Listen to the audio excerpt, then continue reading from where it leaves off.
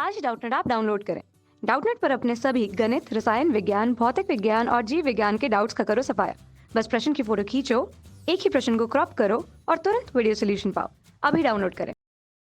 Hello दोस्तों, आपका प्रश्न है कर्तन और वेल्डिंग में परमाणु हाइड्रोजन अथवा ऑक्सी हाइड्रोजन टार्च किस प्रकार प्रयोग होती है, समझाइए। चलिए दोस्तों, इस प्रश्न को हल करते हैं। ठीक है दोस्तों, जो ये परमाणु हाइड्रोजन की जो टार्च होती है, ऑक्सी हाइड्रोजन टार्च, इसमें क्या होता है, जो आणविक हाइड्रोजन होती है H2 की फॉर्म, H2 होती है दोस्तों ये। ठीक है, और इसको दोस्तों ऐसे लिख सकता हूँ मैं H। ठीक है, अब यहाँ पे क्या होगा, ये जो बंध है, यहाँ पे बहुत अधिक उच्च ताप जो होता है उत्पन्न किया जाता है, जो हाइड्रोजन टार्च होती है इसमें। ठीक है, और इसकी वजह से दोस्तों ये जो आणविक हाइड्रोजन है, ये इस तरह से परमाणु हाइड्रोजन उत्पन्न होती है। ठीक है, और साथ ही साथ यहाँ पे परमाणु हाइड्रोजन जब उत्पन्न होगी दोस्तों, तो यहाँ पे क्या होगा, ऊर्जा भी मुक्त होगी। और दोस्तों ये जो ऊर्जा मुक्त होती है, इस ऊर्जा का ही प्रयोग जो है, यह परमाणु हाइड्रोजन का प्रयोग हम क्या करते हैं, वेल्डिंग और कर्तन में करते हैं। अब दोस्तों यहाँ पे समझ लेते हैं इसका प्रक्रम किस प्रकार से होता है। जब आणविक हाइड्रोजन, ठीक है, आणविक आणविक हाइड्रोजन हाइड्रोजन को जब भी आणविक हाइड्रोजन को, ठीक है, टंगस्टन के इलेक्ट्रोडों द्वारा उत्पन्न टंगस्टन धातु टंगस्टन धातु के इलेक्ट्रोड के मध्य के इलेक्ट्रोड इलेक्ट्रोड इलेक्ट्रोड के मध्य इलेक्ट्रोड टंगस्टन इलेक्ट्रोड के मध्य उत्पन्न जो आर्क होता है, ठीक है, टंगस्टन इलेक्ट्रोड के मध्य उत्पन्न आर्क, ठीक है, उत्पन्न आर्क। और दोस्तों इस आर्क का जो तापमान होता है, यहाँ पे मैं लिख दे रहा हूँ, जो आर्क का तापमान है ये होता है दोस्तों 373 केल्विन, 3773। ठीक है, 3773 केल्विन से ये होता है दोस्तों 4273 केल्विन। ठीक है, उत्पन्न आर्क से गुजारते हैं गुजारते गुजारते हैं। ठीक है, तब दोस्तों ये जो आणविक हाइड्रोजन है, ये क्या होता है, परमाणवीय हाइड्रोजन में बदल जाती है। परमाणवी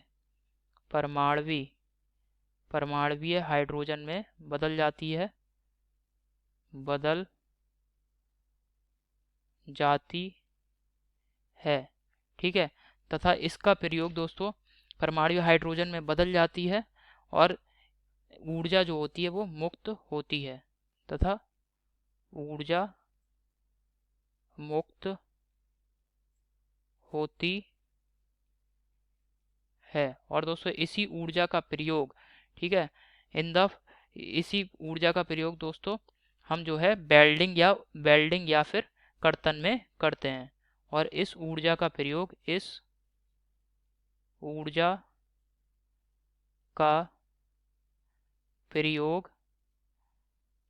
परमाणु हाइड्रोजन के रूप में कर्तन और वेल्डिंग में करते हैं।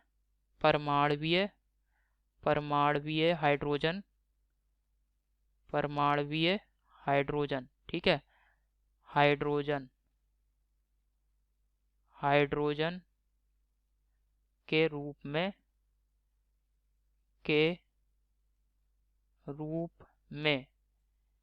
कर्तन और वेल्डिंग में किया जाता है। कर्तन तथा वेल्डिंग में होता है। वेल्डिंग वेल्डिंग में होता है। वेल्डिंग में होता होता है। ठीक है दोस्तों, तो यही दोस्तों यहाँ पे मुख्य जो इसमें हाइड्रोजन जो टार्च होती है, इसका जो मुख्य सिद्धांत है या काम करने का सिद्धांत है, यह दोस्तों इसी प्रकार यहाँ पे मैंने लिख दिया है। अब दोस्तों यहाँ पे एक बात आती है कि यहाँ पे हमने टंगस्टन धातु के इलेक्ट्रोड ही क्यों लिए, किसी अन्य धातु के इलेक्ट्रोड का प्रयोग क्यों नहीं कर रहे हैं? क्योंकि दोस्तों दी गई सभी धातुओं में टंगस्टन का गलनांक सबसे अधिक उच्च है, ठीक है। इसी वजह से दोस्तों जो टंगस्टन है इसका प्रयोग यहाँ पे हम कर रहे हैं इलेक्ट्रोड के जैसे टंगस्टन धातु का, क्योंकि आप देख रहे हैं कि यहाँ पे हाइड्रोजन जो आणविक हाइड्रोजन है, इससे परमाणविक हाइड्रोजन प्राप्त करने के लिए जो है हमें बहुत अधिक मात्रा में बहुत उच्च ताप की आवश्यकता है। अब इस इतने उच्च ताप पे दोस्तों प्रत्येक धातु के इलेक्ट्रोड जो होंगे वो गल जाएंगे, परंतु टंगस्टन का जो क्वथनांक होता है या कहें गलनांक है, हाँ टंगस्टन का जो गलनांक है वो बहुत अधिक उच्च है। यही वजह दोस्तों ये जो है इतने उच्च ताप पर भी नहीं गलता है और ये इतने उच्च ताप पर भी काम करता रहता है। अतः दोस्तों आपको समझ में आया होगा दोस्तों, जो हाइड्रोजन टार्च है इसकी क्रिया विधि आपको समझ में आई होगी। धन्यवाद। कक्षा 6वीं से 12वीं से लेकर नीट, IIT, जेई वो एडवांस के लेवल तक 1 करोड़ से ज्यादा छात्रों का भरोसा।